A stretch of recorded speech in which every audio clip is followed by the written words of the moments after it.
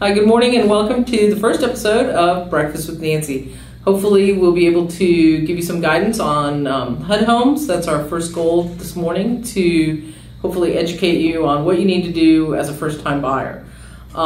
Just as a little introduction, a little bit about me. I first started buying homes back in the late 80s, and basically I did it for myself. I never actually intended to become a realtor, but as things evolved, that's kind of where I ended up, and now I'm a real estate broker here at Red Cottage Realty. So we are very much, our goal is to promote home ownership. So we're all about helping the first-time home buyer and getting through all the steps and all the nervousness that comes along with what do I do first, what do I have to do, tell me, guide you through. So to begin with, let me tell you that the first thing that you need to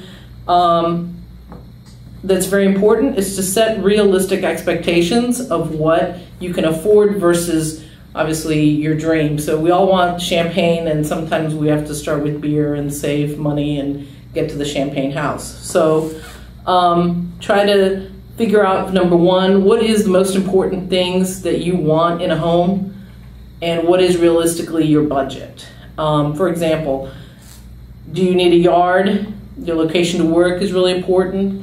Your kids, where they're going to go to school, things like that, the size of the house, and the amenities. So other things to consider as tips for me to give to you would be things like a wood home versus a block home. In a block home, you have less maintenance, and some people perceive that that is sturdier construction. Then you have a wood home, which tend to be more appealing from the curb, but may take more maintenance because they're wood and you have a lot more painting and redoing of wood siding and things like that. So, but whatever works for you, whatever you want, it's your money, so you should get what you want. Okay, the other thing, of course, the other half of this is the money. Where am I gonna get the money? What do I need as far as credit score? I would tell you right now in today's market, you need to have a 640 credit score, and you need to have some money saved up. So obviously you need to be employed or have some kind of income stream that can be verified by your lender or the bank, okay? So if you need to work on your credit, that's fine. We can help you with getting you with the people that are legitimate people that can help you build your credit. But you should know that the minimum credit score right now is 640, and get you pre-qualified with a real lender that is a direct lender. Somebody here, for example, if you're buying in the state of Florida, you would want to deal with somebody that's a lender in the state of Florida. You don't want to be, I don't personally recommend that you go with an online lender, for example. It's a very disconnected kind of situation. So again, it's your money. You can kind of muddy up the process a little bit, and since it's your first time, that's probably not a good idea. So we're here to help you with that. As far as what do, we help you through the process. We help you find the home, set up searches for you, then go and look at the properties. Then you would pick your own inspector to do your home inspection and figure out if those issues that come up, because every house has issues, are things that are going to fit within your budget to get them repaired. All right, after that, then the biggest thing is going back to getting your financing. So how are you going to buy this house? Are you going to pay cash? That's great. So then we're just going to need proof of funds that you have the money. So that's basically a statement from your bank saying, okay, here's proof, I have the money, let me know, and you're there. Then there's conventional financing, which is 10 to 20% down. Most of the time when you're a first-time home buyer, you're not going to go conventional because that's a higher down payment. But if you want to put down 10 to 20%, then that's fine. On FHA, which is what most first-time home buyers go with, you're looking at 3.5% down. That's very typical, and then you're going to need closing costs as well. So depending on your lender, they can give you what they call a good faith estimate, which gives you an estimate of all of your costs that you're looking at, and you'll know what number you're going to have to bring to the table in order to close the transaction. Okay?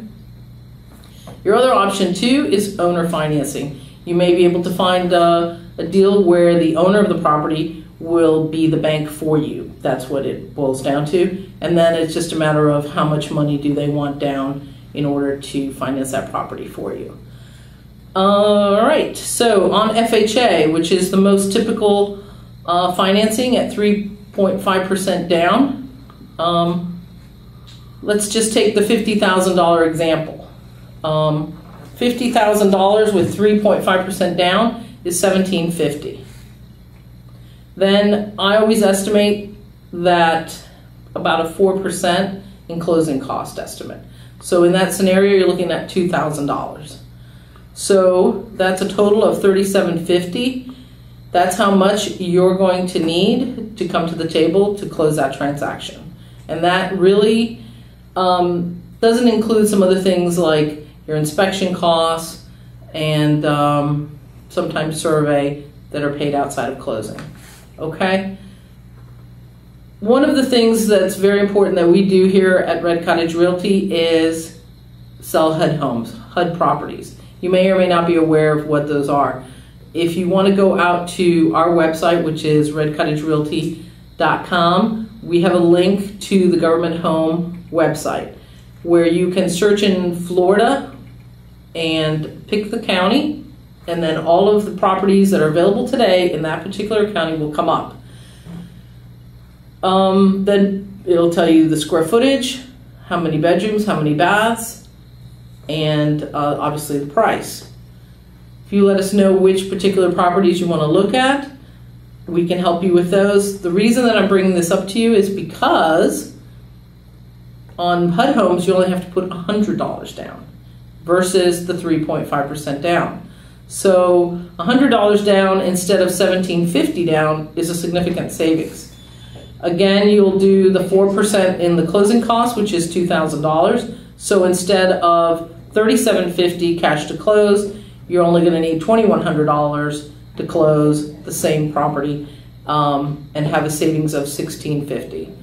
So that is a significant savings that you can use for other things because there's always repairs, painting, and things that need to happen. Okay? All right, if you have any questions, you can always reach me at redcottagerealty.com, and I'd be happy to, if you email me some questions, I'd be happy to answer any questions you may have. And thanks for joining us this morning for Breakfast with Nancy. Thank you.